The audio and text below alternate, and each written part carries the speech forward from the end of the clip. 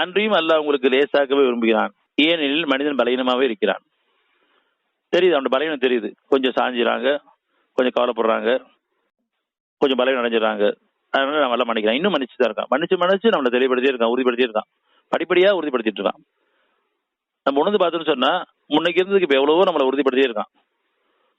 இதுக்கு முன்னாடி நம்ம இருந்த குணங்களுக்கு இப்ப எவ்வளவு குணம் மாற்றி அமைச்சே இருக்கான்.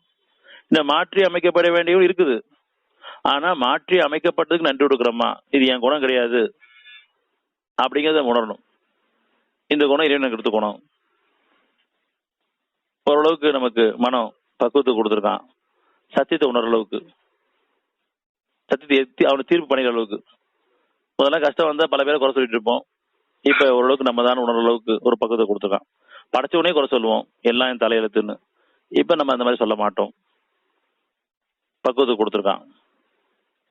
நன்மை நடக்கும் போதெல்லாம் இறைவன் தான் நன்மை கொடுத்த உணர்ற அளவுக்கு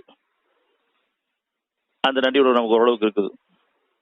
இறைவன் தான் நன்மை கொடுத்துருக்கான். கஷ்டங்களுக்கெல்லாம் காரணம் தான், நன்மைக்கெல்லாம் காரணம் மட்டும்தான் அப்படிங்கிற அளவுக்கு உணர்வு பக்குவத்தை கொடுத்துருக்கான். படிப்படியா சரிங்களா. அதையும் தாண்டி போய் நம்ம குறை சொல்லிட்டாலும் அதுக்கு ஒரு சூழ்நிலை உருவாக்கி மறுபடியும் அவன் திருப்பிடுறான். பாதுகாப்புள்ள வாழ்க்கை.